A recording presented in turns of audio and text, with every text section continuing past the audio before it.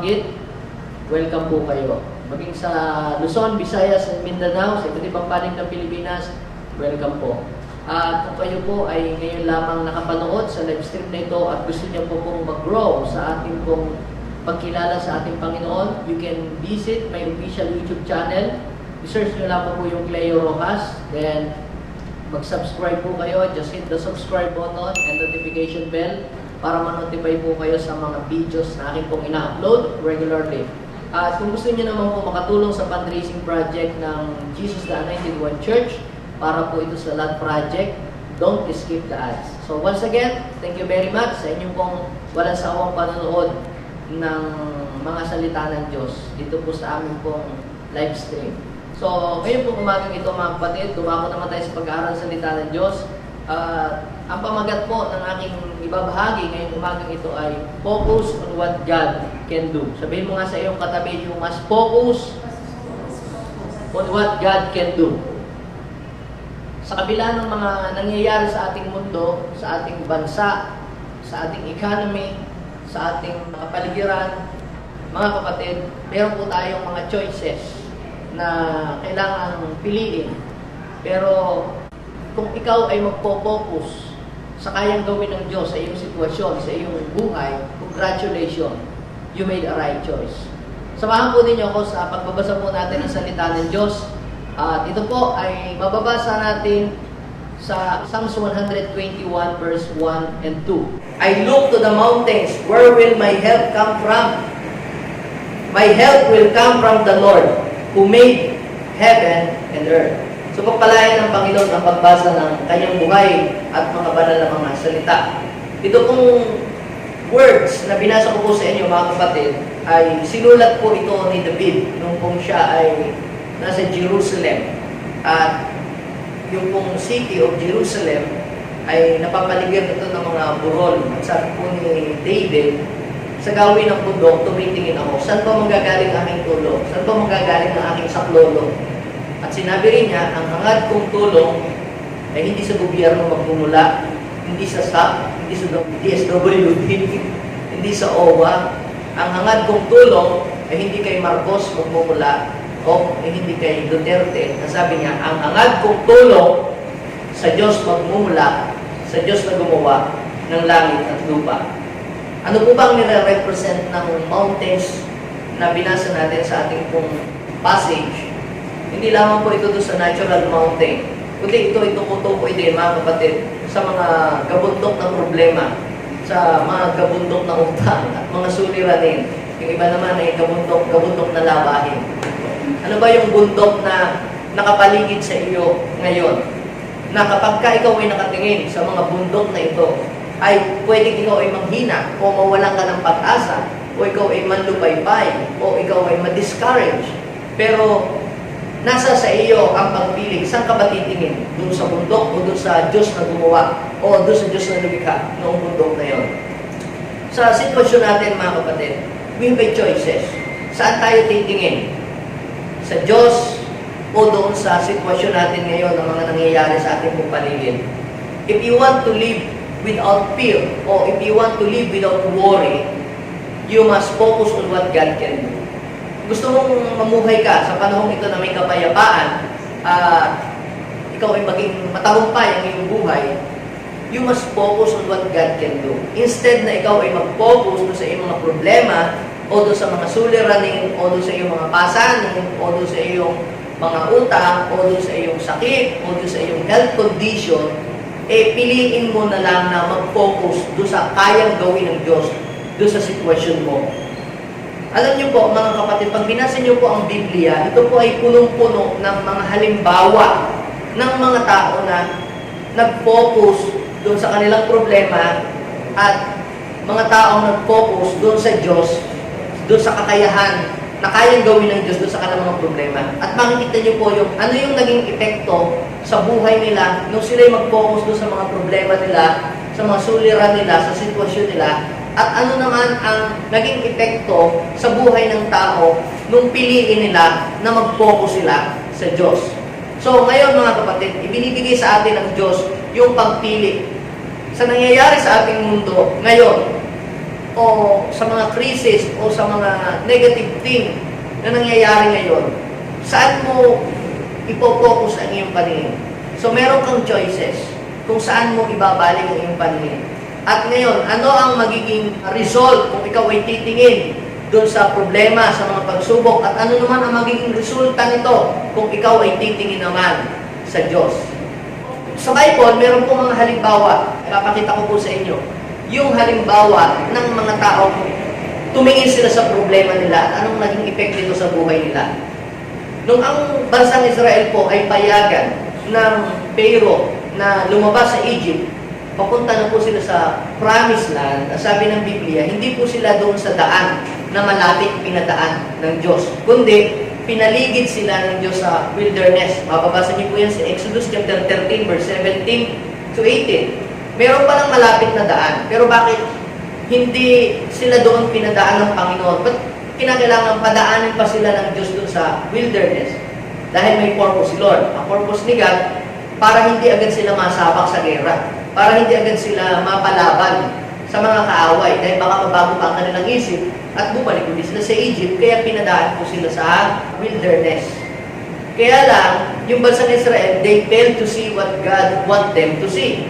Kaya doon po sa Exodus chapter 14, verse 10 hanggang 12, nang makita po ng mga Israelita na paparating na yung mga Egyptian, sila po kasi na-trap sa isang place na hindi nila alam paano sila makakalabas. May bundok sa kaliwat kanan, tapos merong malaking dagat sa kanilang harap. At sa likod po nila, nandyan na po yung mga humahabol sa kanila na mga kalaban. So kung ikaw ay nando sa isang sitwasyon na na-trap ka, na hindi ka na makakalabas, talagang bilang na yung iyong oras o ang iyong araw, na talagang hindi maganda yung iyong kinalalagyan sa oras na yun. Hindi mo alam paano ka makakaalis. So ano po ang nangyari? Nung makita po ng mga Israelita na paparating na yung mga Egyptian, natakot po sila. Natakot. Then, ano po ang kasunod? Sinisi po nila si Moses. Nagreklamo sila sa Diyos. Sabi nila kay Moses, Moses, di ba sabi namin sa iyo, kung na kami pakialaman, wala bang mapaglibingan sa amin sa Egypt, dito mo pa kami dinala sa ilang para mamatay kami? Di ba sabi namin sa iyo na huwag mo na kami pakialaman? Yan, tuloy, anong nangyari? Di nalagay kami ngayon sa alanganin ng aming buhay. Kung mapapansin natin mga kapatid, itong bansang Israel nito, they failed to see what God want them to see. They failed to see the miracles of God nung po sila inahando sa Egypt. Imagine niyo hindi nila nakita yung ang Diyos ang padala ng salot sa mga Egyptian, tapos sila, safe sila, walang anumang salot. Hindi nila nakita na ang Diyos ang padala ng mga matitinding kahirapan sa Egypt, tapos sila, hindi sila hinayaan ng Diyos na mapahamak. Hindi nila nakita yon na ang Diyos nagpadala ng kahirapan sa Egyptian, tapos sila nananagana sila. Hindi nila nakita ang Diyos nagpadala ng dilim sa Egyptian, tapos sila ang liwaliwanag. Hindi po nila nakita yon. Bakit po? Sapagkat nakatingin sila doon sa pangkasalukuyan nilang problema, hindi doon sa ginagawa ng Panginoon. Pansinin ninyo, kapag ikaw ay nakatingin doon sa mga problema mo, doon ka nakapokus, doon sa mga negative thing na nangyayari sa iyong buhay, doon ka nakapokus, doon nakatuon ang iyong paningin, ito ay mag-create ng takot sa iyong buhay. Ikaw ay mapupuno at paghaharian ng takot at pagrereklamo. At minsan sisisihin mo ang Diyos o kaya naman sisisihin mo ang ibang tao sa nangyayari sa iyo. Pansinin niyo, every time na may mga taong laging nanginisi kapag may pangit na nangyayari, yun po yung mga taong full of fear. They are driven by fear. Na doon nila inilalabas sa murmuring, sa pagpaninisi ng ibang tao, yung nangyayari sa kanilang buhay. Instead, na sila po ay tumingin doon sa kayang gawin ng Diyos, sa oras na yun, mas tumingin sila doon sa problema nila. And they fail to see what God wants them to see. So, pansinin ninyo ha, ang takot.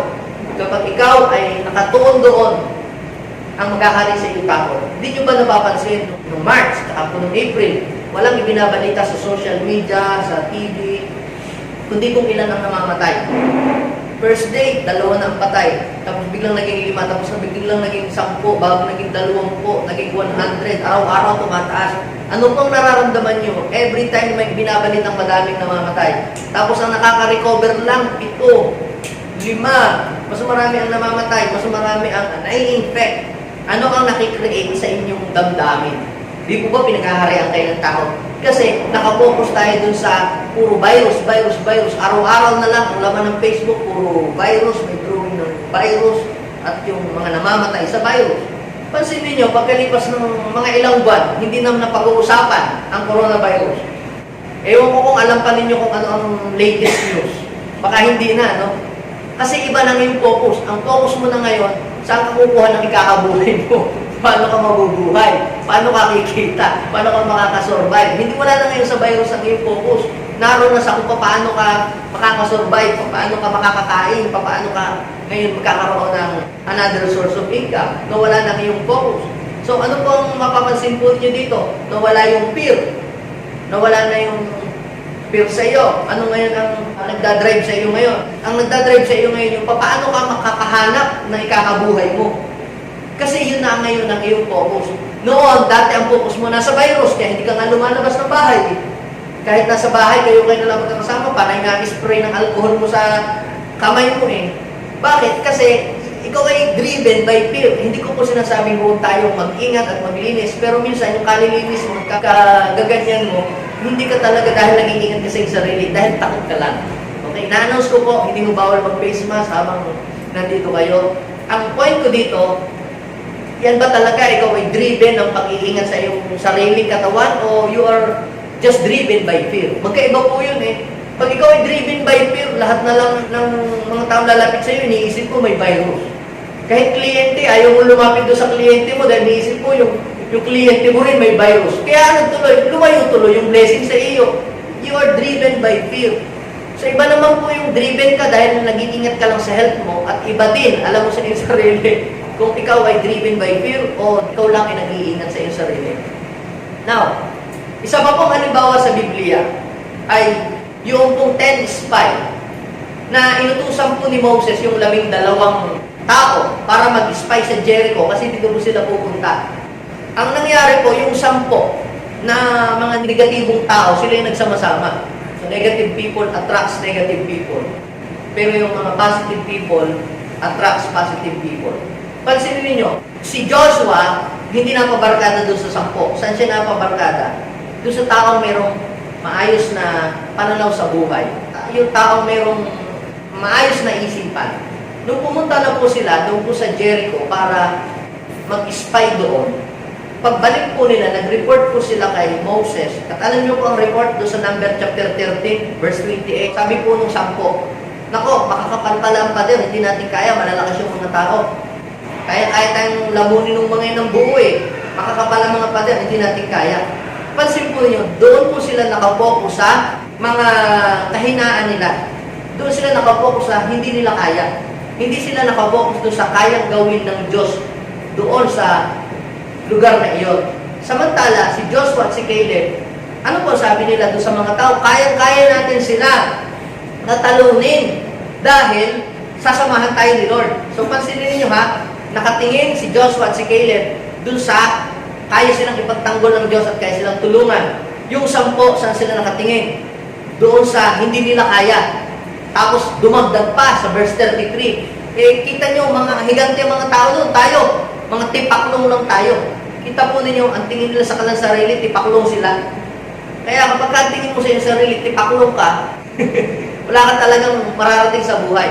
Ano po ang nangyari? Dahil mas pinakinggan po nung bansang Israel yung 10, yung majority way, sila yung nanalo. Pero alam niyo po yung naging effect nito, nung naniwala po sila doon sa mga negative people, na paralyzed po ang bansang Israel, hindi umusad. Sa loob ng 40 years, hindi umusad ang bansang Israel. Na-stuck up sila because of those people na nag-report na hindi maganda. Kita niyo yung effect na nangyari sa mga buhay nila, yung damage na ginawa ng mga negative people sa bansang iyon, na paralyze yung economy. Hindi sila naka-move forward. Hinintay pa ni Lord na mamatay yung mga yun. Tsaka sila naka-move forward. Kaya kapag po tayo ay laging nakinig sa mga negative people, mahahawahan tayo at mapaparalyze yung buhay natin. Instead na makamove on tayo, makamove forward tayo, kapapakinig natin ng mga fake news, kapapakinig natin ng mga maling balita, yan, naapektuhan tuloy tayo. Yung ating mga trabaho, yung ating mga negosyo, naapektuhan tayo. So, meron kang choice. Saan ka dapat makinig at saan ka dapat mag-focus at saan ka dapat tumingin. Ang isa pang halimbawa po mga kapatid ay si King Saul. Sa bansang Israel po, nung hari na si Saul, meron po doong naghahamon na higante.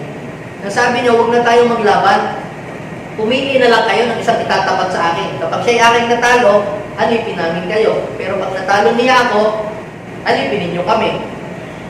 Pero alam niyo po, si Haring Saul, mas nag-focus po siya doon sa higante kaysa doon sa kayang gawin ng Panginoon, doon sa giant na yun. At alam niyo po ang nangyaring epekto nito, na-paralyze ang Israel sa loob ng 40 days. Hindi sila nakapagnegosyo, hindi sila nakapagtrabaho, dahil natatakot sila. Every time na maririnig nila, yan ang higante na kaya niya tayong lulukin ng buo, tayo tayo niyan. Takot po sila, na-freeze ang bansang Israel. Kita po ninyo, parang katulad ng ginawa ng virus. Mas marami pa naman ang namatay yata sa hika at namatay sa sakit sa puso. Pero dahil sa takot, mas napakinggan lagi natin yung mga balita patungkol sa virus. Kita niyo yung naging effect sa atin, na-freeze tayo. Kung tutuusin mga kapatid, mas marami pa po ang namatay sa heat o stroke. Pero bakit? Nagkaganito tayo, na-paralyze pati economy. Kasi nga, tayo po mga kapatid ay mas nag-focus doon sa problema, hindi doon sa kayang gawin ng Panginoon. I'm not saying na huwag ka na maging careful at huwag kang maging maingat. Ang sinasabi ko po lamang, kapag ka po tayo ay mas tumingin doon sa problema, doon sa pandemic na yan, ang buhay natin hindi tayo uusad, mapaparalyze tayo. Pero pansinin niyo yung mga tao na nag-focus sila doon sa kayang gawin ng Diyos, umusad ang kanilang buhay. Parang everything is fine para sa kanila. Now, ang isa pa pong halimbawa, mga kapatid, ay yung story ng Captain Official. Yung pong Captain Official na kasama po ni Joram, papunta po sa Prophet Elisha. Ito po yan ang nangyari. Yung time na yun, marami pong famine. Yung famine na yun ay nagpahirap sa bansang Israel. Ang dami pong nagutom. At halos walang makain ang mga tao. Alam niyo po ang ginagawa po nila? Ang ginagawa po nila, yung mga ina na may anak na mga maliliit, niluluto na po nila yung kanilang mga anak. Alam ba, wala silang tanghalian ngayon. Anak, ikaw na aming iuula mamaya, ha? Kakatayin ka namin o sila laga, tapos kakainin ka namin. Ganun talaga, cannibalism. Totoo po yun. So kaya ako sinasabi ngayon, mas mahirap ngayon ang sitwasyon natin, mas mahirap po noon. Kasi ngayon, may sardinas pa naman. Ngayon, meron pang mga pagkain. Nung lockdown, nabanga tayo lahat eh. Hindi nyo, ako at kumabanga ako, nagkaroon ako ng maraming dibdib. So hindi pa crisis talaga. No? Sa kanila, matindi po ang crisis talaga. Kinakain ng anak kasi wala nang makain. Tuyo ang mga halaman. Yun ang matinding crisis. Ngayon, pumunta po sila kay Eliseo. Ang sabi niya, ito, kahirapan ito, padala ito ni Lord. Hanggang kailan pa ba tayo maghihintay sa tulong ni Lord? Bakit hanggang ngayon wala pa? Wala pa kay Juda. Ano pa sabi niya, no? Sabi ni Elisha, doon po sa 2 King, chapter 7. Kasi kasama din po yung chapter 6, 33 at saka 7. Sabi niya, bukas, sa ganito ding oras, may pagkain na. Meron ng kasaganaan. At lahat tayo, mananagana, bukas. Alam niyo po, sabi po nung kapitan, na alalay ng king, nako, hindi mangyayari yung sinasabi mo, kahit pabuksan ng Diyos ang kalangitan. Kita mo naman ang sitwasyon natin ngayon, hirap na hirap tayo lahat, walang makain, tapos sasabihin mo, bukas, masagana tayong lahat. Hindi mangyayari yan. Bakit sinabi niya ang salitang yun? Kasi nakatingin siya doon sa problema, hindi doon sa Diyos.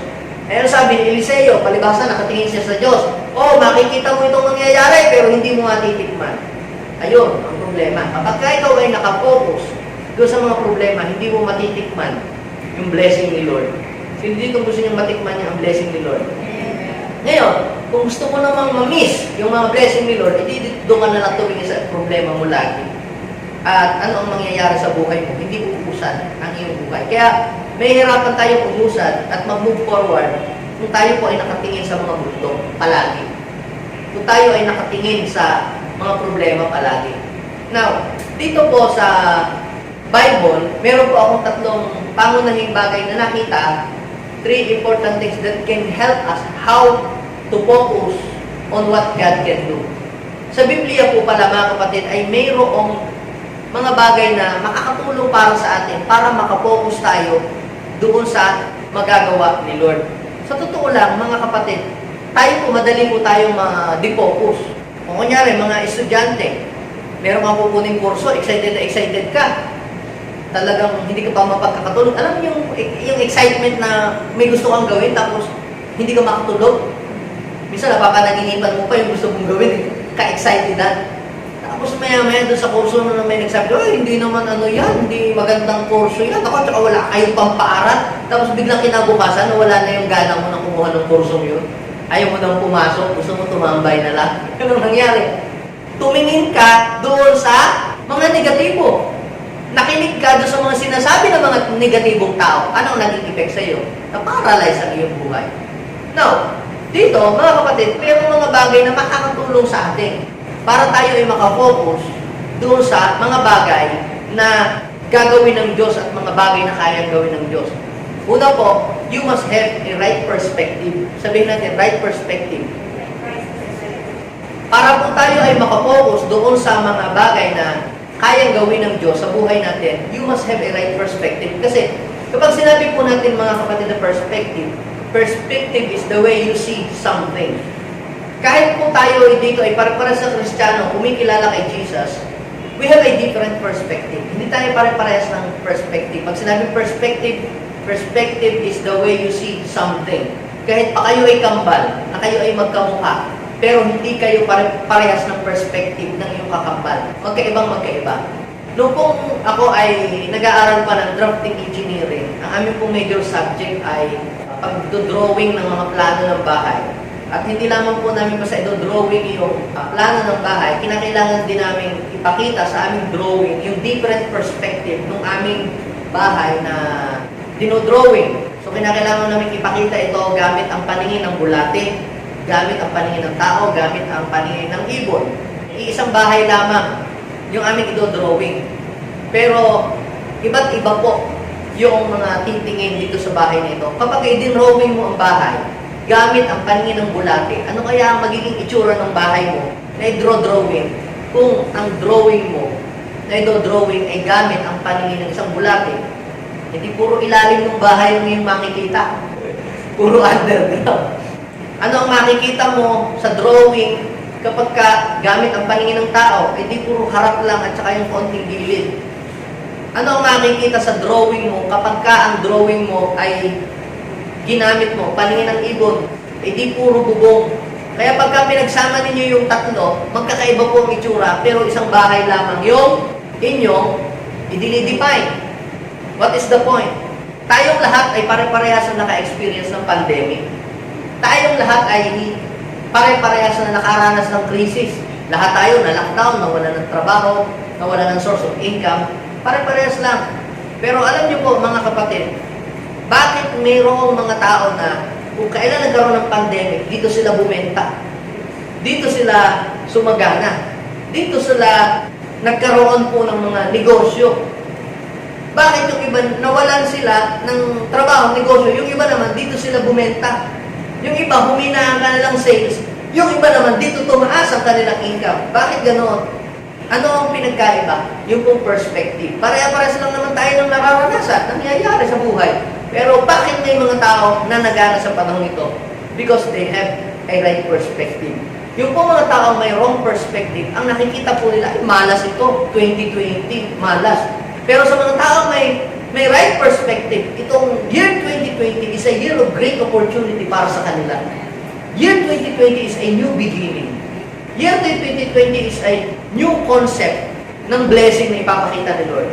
Kaya ngayon, kung ikaw ay mayroong wrong perspective, nako, malas sa kalendaryo pala yung 2020, ito ay 0-0, 2-0, kaya dobling 0. Kaya nakita mo yung 0, hindi mo nakita yung 2. So, kaya kung ikaw ay mayroong wrong perspective, you will fail to see what God wants you to see. Hindi mo makikita kung ano yung gusto ng Diyos na ipakita sa ating panahon. It takes right perspective para makita mo kung ano yung gustong ipakita sa iyo ng Diyos. Kapag sinabi natin kasi right perspective, it means seeing something through the eyes of God. Yung gamit ang paningin ng Diyos. Meron po akong ipapakita sa inyo. Ano po nakikita po ninyo dito sa aking hawak-hawak na ito? Sa biglang tingin, ano ang nakikita ninyo? Nakakita kayo ng mukha ng matandang maputi ang buhok na nauubos na ang buhok. Pero sa totoo lang mga kapatid, kapag ito'y tinignan ninyong maigi, nang may isang bukas na paningin, makikita mo dito ang isang lalaki na nakasakay sa kabayo puti na nasa tabi ng batis. Tama? Pero sa biglang tingin na pinagtingnan mo agad ito, ang makikita mo dito, anong matanda. So, another picture, pag ito po ay inyong tinignan, sa biglang pagtingin, ano po ang makikita po ninyo dito? Ha? Anong makikita ninyo? Yan, kayo mga naka-online, mag-comment kayo. Ano nakikita ninyo? Ha? Anong bungo? Ito po mga kapatid ay dalawang tao na nasa lamesa na sila po ay nagiinuman. Tama? Nakikita nyo? Pero sa biglang tingin na makikita mo pangit, bungo. Bakit ganyan pastor? Bakit nakakatakot? Pero sa totoo, hindi po ito bungo. Ito po ay picture ng dalawang lalaki nakaupo sa mesa na sila po ay nagiinuman. Another picture. Pag ito po ay tinignan ninyo sa biglang tingin, ano po ang makikita ninyo? Mukha ng isang matandang nakakatakot ang mukha. Pero kapag po hindi tinignan yung maigi, hindi po ito mukha ng matandang nakakatakot na mukha. Ito po ay green pasture. Ito po ay pastulan na doon sa malayo ay mayroong bahay. Now, ano po ang point dito mga kapatid? Kapag isang tao nagtataglay ng right perspective, you will see what others do not see. Yung mga hindi nakikita ng iba ay makikita mo. Pag sinabi natin right perspective, it means seeing something through the eyes of God. Kaya pag ikaw ay may right perspective, at ikaw ay magtatagumpay sa lahat ng plano at lahat ng layunin mo sa buhay. Sa Bible, mga kapatid, mayroon pong mga tao na nagtataglay po sila ng right perspective. At yun po ang dahilan kung bakit sila nakasurvive, nag-thrive, at naging victorious sa kabila ng kanilang mga pangit na karanasan sa buhay. Let me give you some example. Si Joseph. Sino nakabasa ng kanyang kwento? Si Joseph, mga kapatid, ang pangit ng nangyari sa buhay niya, ang pangit ng background. Siya po ay ibinenta ng kanyang mga kapatid, binugbog, pagkatapos siya po ay naakusahan at siya po ay rapist, siya po ay nakulong.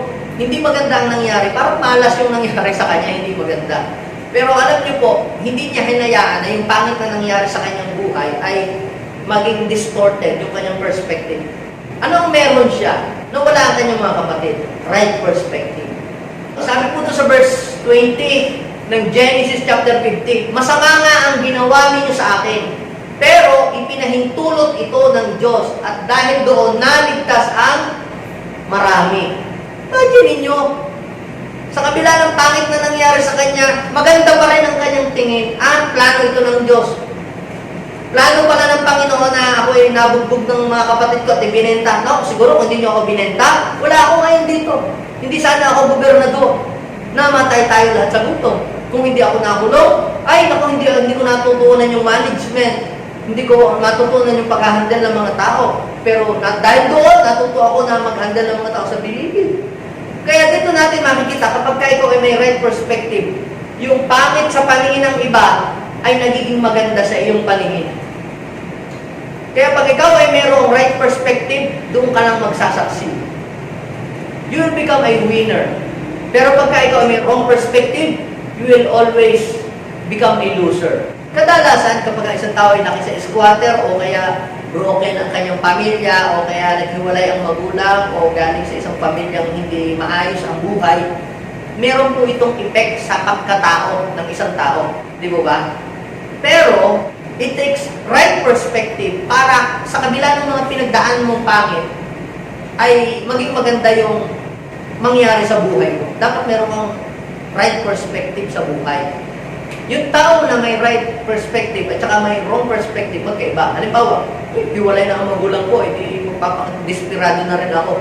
Yung may wrong perspective. Yung may right perspective, kung aking magulang hiwalay, ang aking lolo't lola hiwalay, iibahin ko ang takbo ng buhay ko. Yung tao mayroong right perspective na yung pangit na nangyari sa buhay niya ay ginagawa niyang isang tungtungan yun para ang buhay niya ay umangat. Hindi niya ginagawa yun na maging license para maging masama na din siya. Kundi ginagawa niya yung pamantayan para ang buhay niya ay kanyang maitama. Kung ikaw ay mayroong right perspective, you will succeed. You will become a winner. Even this pandemic season, kung ikaw ay may right perspective, ikaw ay magpa-prosper. But if you have a wrong perspective, lahat ng makikita mo ay pangit. Pero kung may right perspective ka, lahat ng makikita mo magandang opportunity. Opportunities to save, opportunity to invest, opportunity to establish business, opportunity to grow in the Lord. Ngayon, kahit tayo ay Kristiyano, pero pansinin niyo mga taong nagtataglay ng wrong perspective, kahit gano'ng kaganda ang preaching, lahat may puna, mali pa rin para sa kanya. Ay, isang tao may wrong perspective. Kahit sino ang mangaral, laging may pula sa mga nangangaral.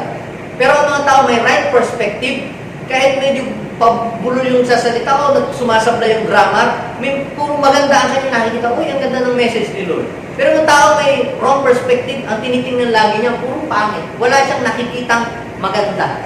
Si Job, mga kapatid, nung kanyang panahon, siya po ay masagana ang buhay. At siya ay godly, sabi ng Bible. Tsaka wala siya inaargabihan ng tao, matulungin siya.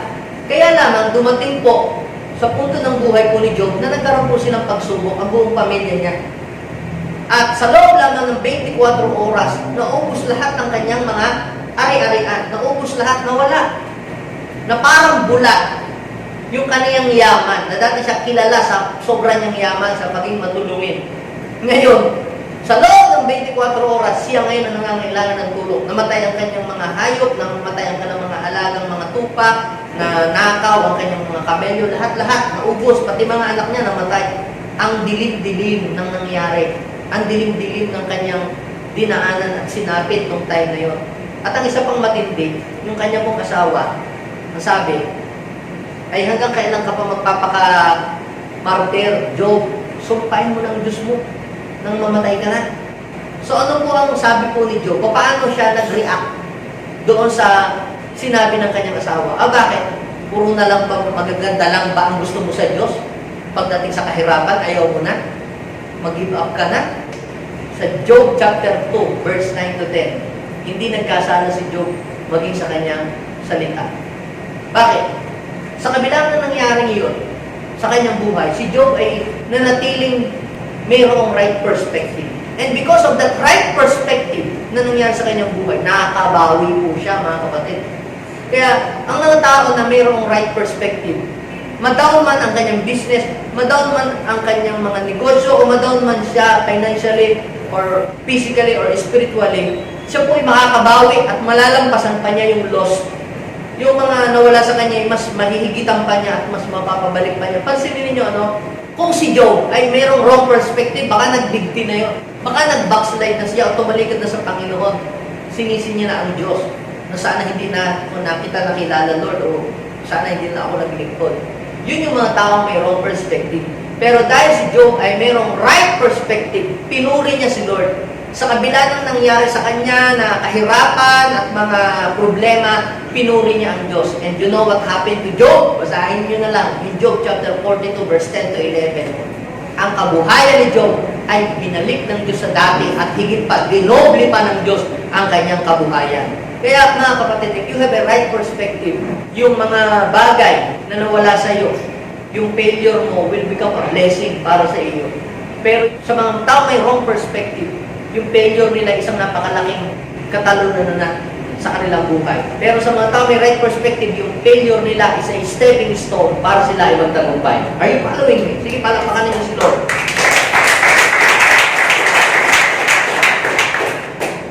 Another example is si David. Sa 1 Samuel chapter 17 verse 32 and 33. Si Saul, masyado siyang nega. Hindi mo kaya yung higante niyo, talo ka, bata ka pa. Nakatingin si Saul doon sa giant. Pero dahil mayroong right perspective si David, ay hindi, matatalo ko po yan. Ako'y sasamahan po ako ng Lord. Kung paano ko sinamahan ng Diyos nung ako'y nag-aalaga ng aming mga tupa. Hindi ako napatay ng mga leon. Ay, natalo ko yung mga leon at yung mga oso. Matatalo ko rin yung higante niyan.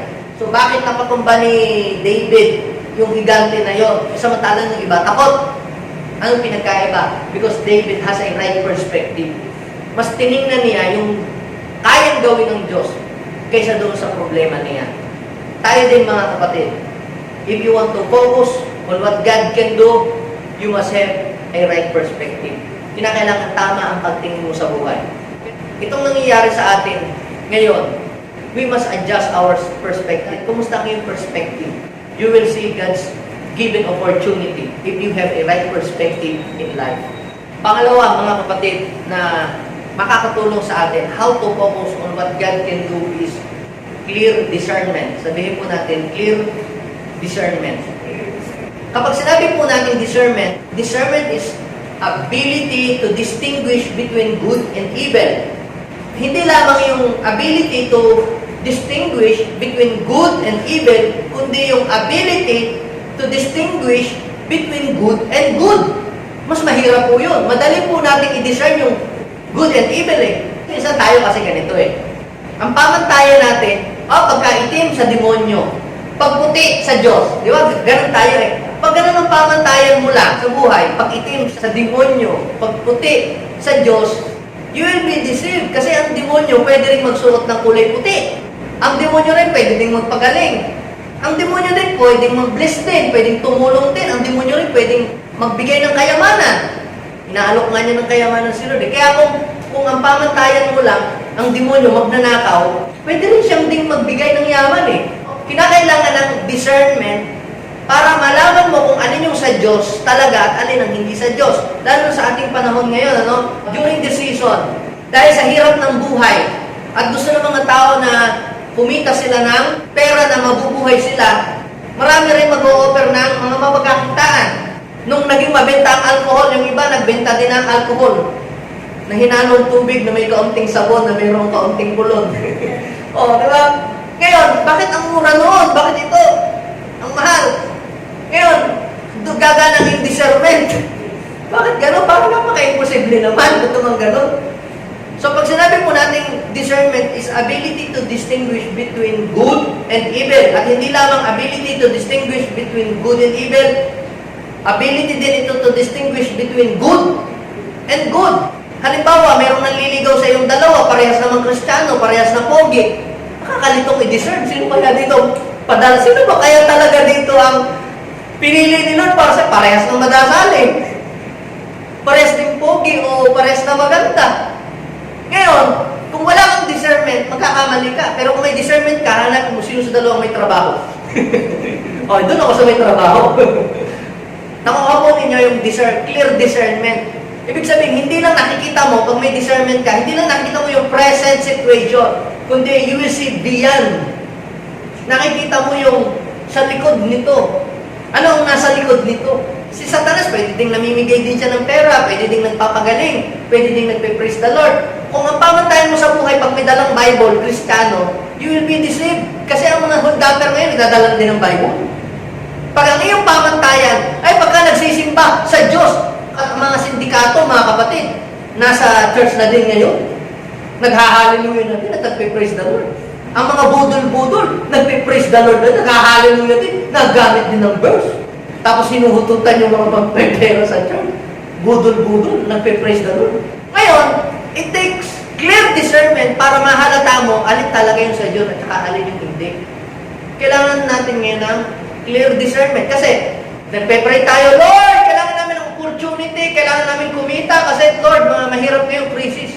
Alam niyo po ba na ang demonyo, pag tayo nag-pray, nakikinig din? Magpapadala din siya ng blessing. Yun nga lang, budol-budol pala, may papadala sa iyo. Ngayon, kung wala kang discernment, hindi natin madidiscern yun.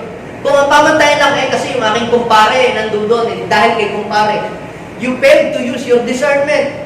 Dahil ang aking kamag-anak, dahil nandito si brother o si sister, o dito na din ako, ang nangyari, hindi mo nagamit yung discerning spirit mo na ibigay ni Lord. Ngayon, paano po tayo makakapokus doon sa Diyos at hindi doon sa gawa ng kaway? Kasi pag wala kang discernment, minsan mapapagkamalaan mo na yung sa Diyos sa kaaway. At minsan naman mapapagkamalaan yung sa demonyo sa Diyos. Halimbawa, may nagpapagaling doon, napapagaling daw yung cancer, napapagaling may sakit. Punta tayo doon, tapos may nagsasalita doon ng mga maliit na boses. Punta tayo doon, napapagaling. So ngayon, hindi ibig sabihin na nakakagaling sa Diyos na. Dahil ang demonyo pwede rin magpagaling. So anong gagawin mo? I-apply mo ang discernment. Nakakagaling nga. Pagkatapos mong gumaling, ang kaluluwa mo pala nakasakla sa demonyo. Yumaman nga, pero pagkatapos ang inawang buhay ay mapapahamak o makukulong ka o makakasuhan ka pala. So ngayon, ano ang role ng discernment sa atin para mailigtas ang ating buhay? Makakapag-desisyon tayo ng maayos. Tayong lahat mga kapatid, minsan hindi natin nagagamit yung discerning spirit. Pag sinabi natin discerning spirit, hindi yung puto, uy, tama ang hinala ko, tama ang kutob ko. Hindi po ito kutob. Kundi ito ay ipinakikita sa iyo ng Panginoon kung ano yung tamang dapat mong piliin. Yung malinaw na pagpili. Nagkakaroon ka ng malinaw at matalinong pagpili sa buhay. Yun yung discernment. Ginamit mo yung discernment. Ngayon, ang discernment ay ito ay una, bigay ng Holy Spirit. Pero ano ang makakatulong sa atin para yung ating discerning spirit ay gumana? Yung ating past experiences, yung ating mga pangit na nakaraan sa buhay, makakatulong din yan. Halimbawa, yung mga manginginom dati na tapos sa born again. Ngayon, kunyari meron kang anak, may sinama sa bahay na boyfriend ko ito. Madidiscern mo agad kung yun ay manginginom o maninigarilyo. Kasi alam mo amoy. Diba? Bakit mo alam? Dyan din ako galing. Discern mo. Ay, ito, wala po itong kabisyo-bisyo. Ito po ay mabait ito. Pero dahil galing ka doon dati ka rin talamak na ano. Alam mo, smoker yan. Kahit mo sabihin nito eh. Sige nga, humiting ka nga. Pakitingin nga ng labi. Pag maitim ang labi niyan, hindi mo ako maloloko. Ang tawag doon, na-apply mo yung discernment. Kasi yung past experience mo, makakatulong yun sa iyong pagdidesisyon in the future. Ito pong discernment mga kapatid ay sangkap para ang wisdom, ito ay may apply natin sa ating buhay. Now, yung pong discernment, kailangan kasama ang Word of God, kasama yung mga karanasan mo sa buhay, then kasama din yung mga narinig mo sa news, kasama din yung mga preaching, pinagsama-sama mo yon, kaya nagkaroon ka ng discerning spirit na nakapagpapasya ka ng maayos.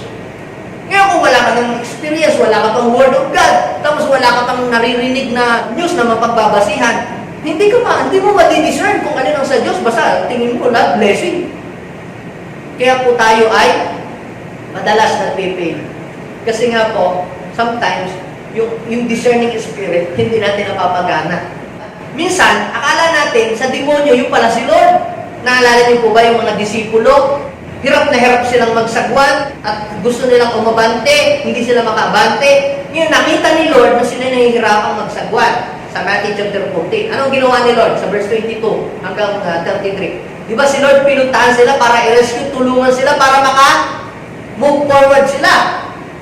Kaya lamang, nung ang Lord papalapit na sa kanila, ano ang kanilang ni-review, kung uso na nun in Jesus name. In Jesus name, multo. Di ba?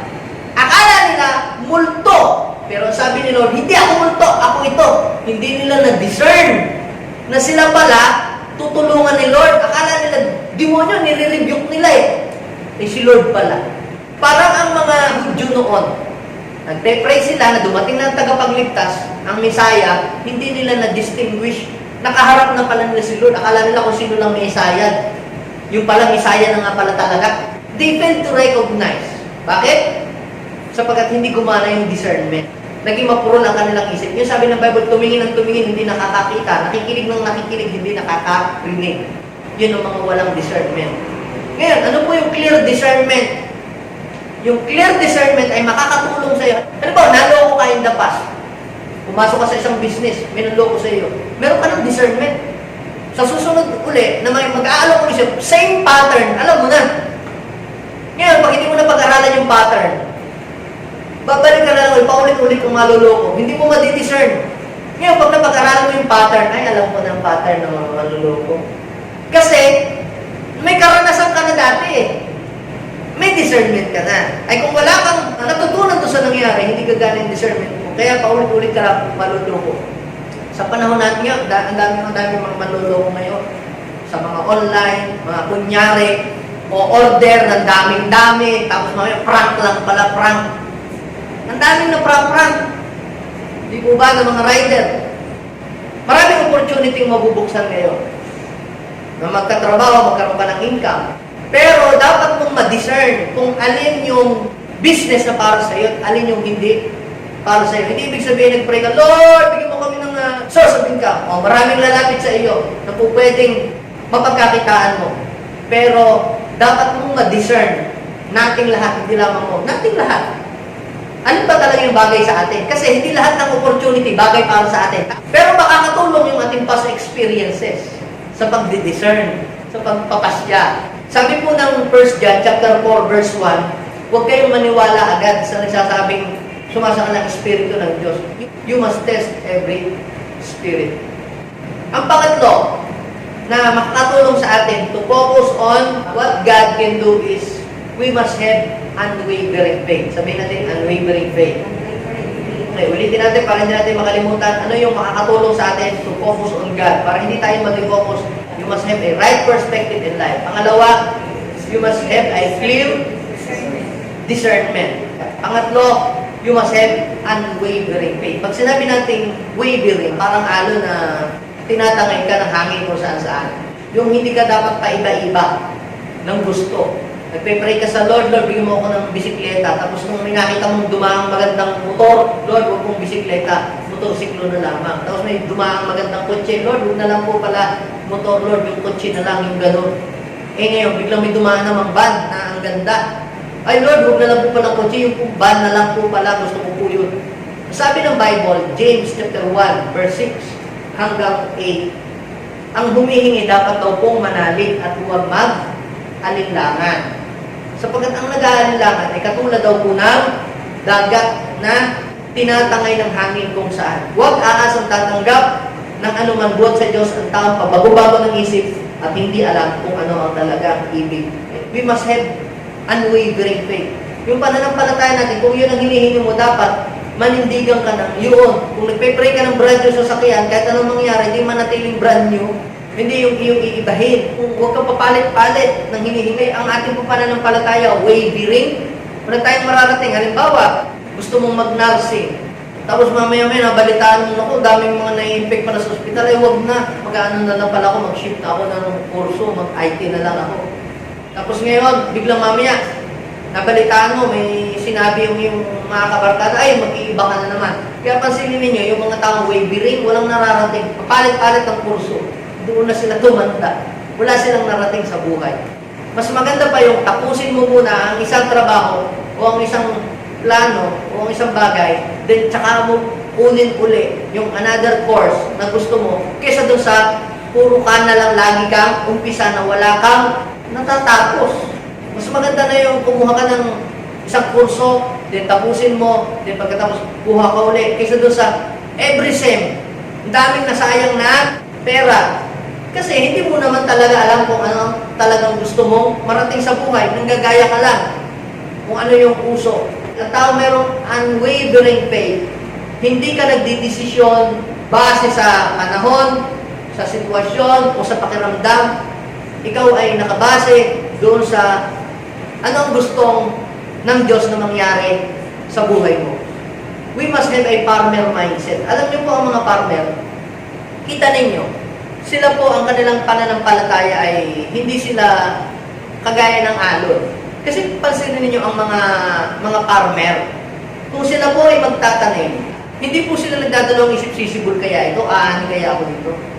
Lagi na nasa isip nila, pag sila ay nagtanim, may aanihin. Kaya kung ikaw ay farmer, at ikay pabago-bago ng isip, mag-change ka na lang ng career. Huwag kang mag-farmer. Bakit? Kasi makaka-encounter ka dyan ng peste. Makaka-encounter ka ng mga iba't ibang mga kalamidad. Ngayon, kung pabago-bago ka, hindi ka magiging successful as farmer or as an agriculture. Nakakita ba kayo ng farmer na ganito? Halimbawa, nagtanim ng 1 kilong mais sa kanyang farm. After 3 days, nung hindi sumibol, wala ka namang sibol, biglang nag-doubt. Tapos minabalitaan ang bagyo, signal number 3, super typhoon. So anong ginawa mo? Hinuhay mo lahat. Ako, magkakaroon pa ng bagyo, super typhoon. Teka nga, kukain ko na lang yung tinanim kong mais, gawin ko na lang binato para yung may makain kami pag dumating yung bagyo. May ganun bang farmer? Walang ganon. Kahit dumating yung bagyo, hindi siya nag-aalala patungkol doon sa kanyang itinanim. Eh, nangyari yun, pinuha mo lahat yung itinanim. Pagkatapos ng bagyo, tsaka sumibol yung tanim ng iba. After 1 month, after 3 months, nagbahalang mais kasi yung tanim mo nga, kinuha mo lahat. So, walang mabilihan. Hinayang na hinayang ka ngayon. Sana hindi ko na lang kinuha yung mais kong itinanim. Hinayaan ko na lamang na ulanin siya. So, dito mga kapatid, kinakailangan kang magkaroon ng unwavering faith. Kung papasok ka sa business, dapat hindi ka nag-wave. Hindi yung kinuha mo itong business, ay, huwag na. Ay, iba-ibahin ko pa, iba-iba. Pagka ganyan, walang mangyayari sa iyong buhay. Pagka ikaw ay purong sulong, hindi sasama sa iyo ang Panginoon. But if you have unwavering faith, the Lord will go with you.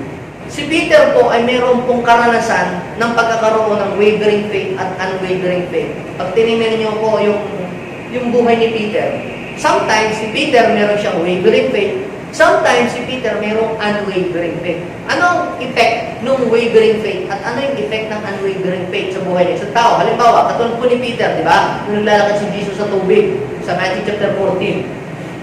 Nung nakita niya na naglalakad si Lord, sabi niya gusto niya, naglalakad din siya sa tubig. Noong kung siya nakakalakad na, di ba? Nakakalakad na siya. Kaya lang, makatingin siya doon sa mga bagyo, sa alon. Anong nangyari? Biglang nag-wave yung kanyang faith. Anong nangyari po? Nag-defocus siya. At dahil doon, unti-unti siyang lumubo.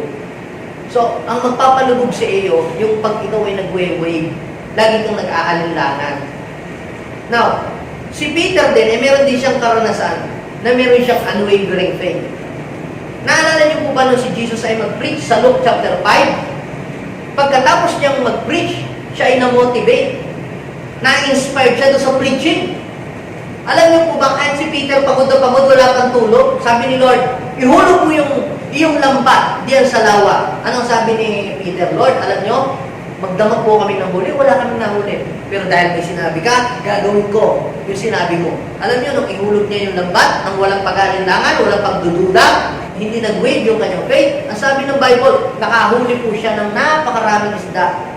Ay bagamat wala talagang, alam niya sa sarili niyang walang isda. Ay nako, kagabi, hinalo na namin yung buong sapa ng lawa ng Galilee. Wala talaga kahit kaliskis, walang isda dyan. Pero dahil may word si Lord, hindi siya nagdalawang isip. Hindi siya nag-wave doon sa sinabi ni Lord. At nakahuli po siya ng maraming isda at hindi lang siya, kundi yung mga kasama niya nabahagihan pa ng blessing. Kita niyo po yung effect sa buhay natin kapag pala tayo ay merong unwavering faith. Magpa-prosper pala ang ating buhay at sasagana tayo ay magtatagumpay. Si Abraham, he became a father of faith.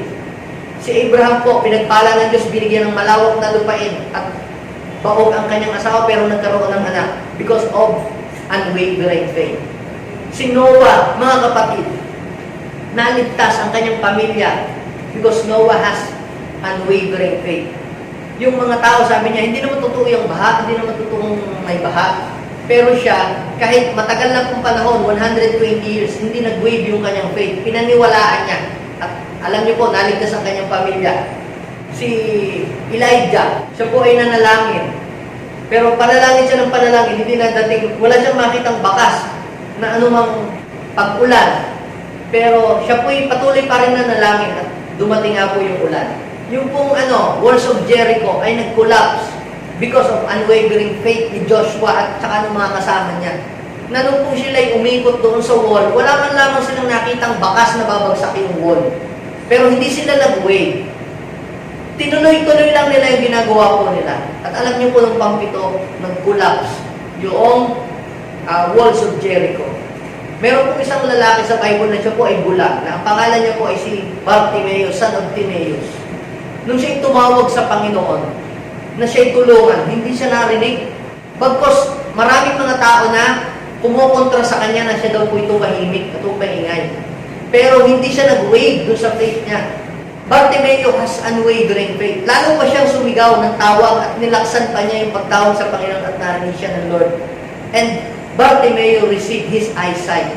Nakakita po siya. At ganoon din po yung isang babae na siya po ay wala na pong dugo dahil naubos na sa kapapagamot pero lumala lang yung kanyang sakit.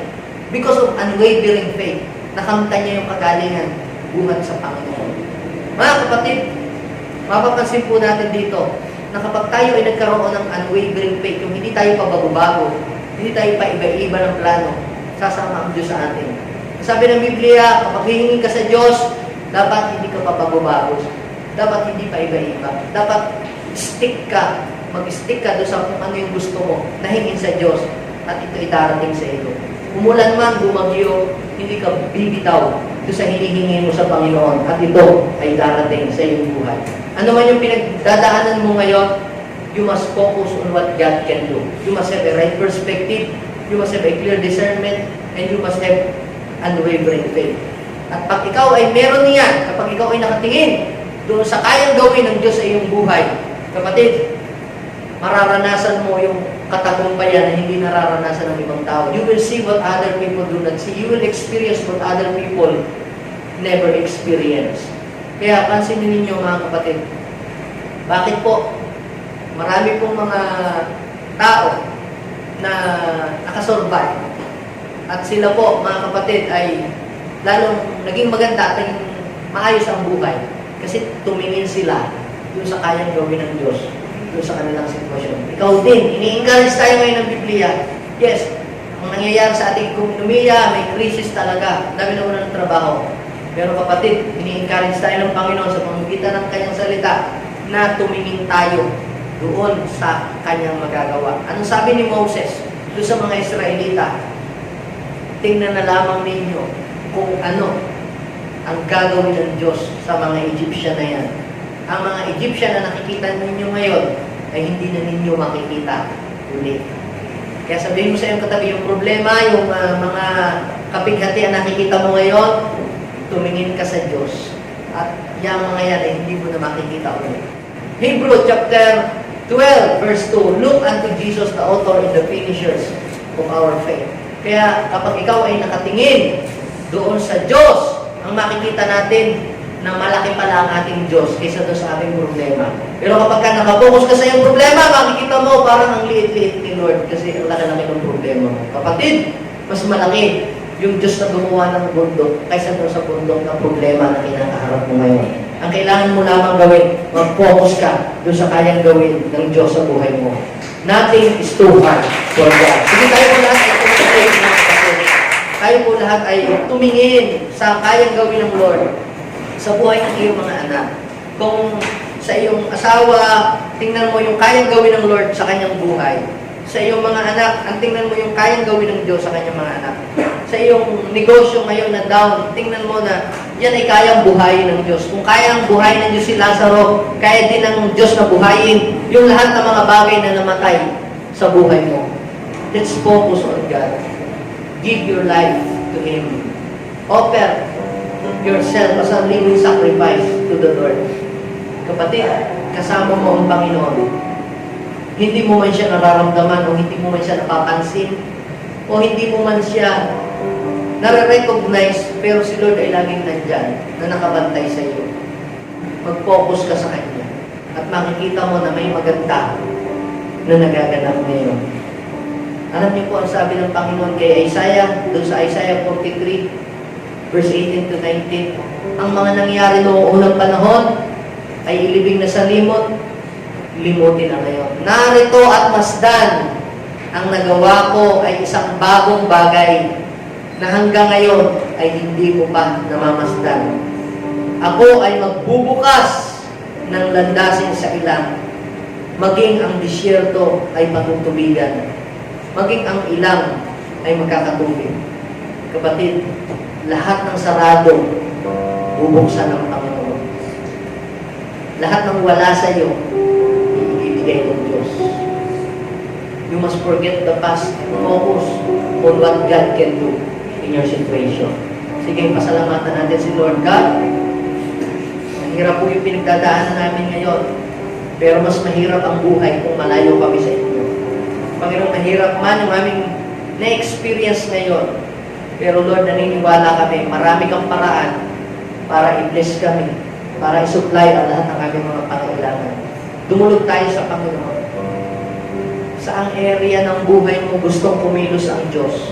Sa iyong finances, sa iyong health, sa iyong family, sa iyong relationship, or sa iyong ministry? Focus on God. And you will see great things. Great and mighty things in the mighty name of Jesus.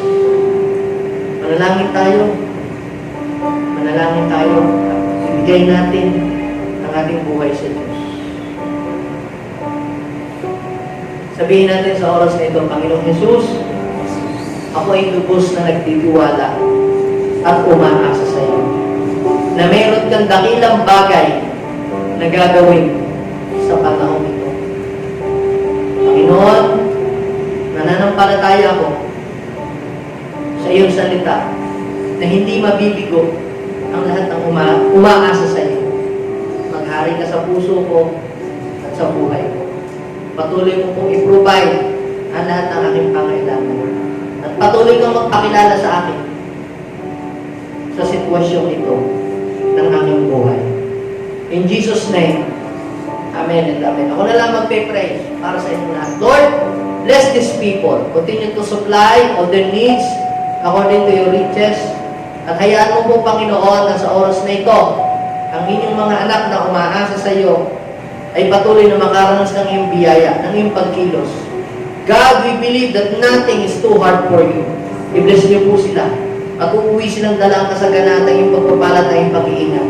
Ganun din ang mga taong nanonood sa live stream nito.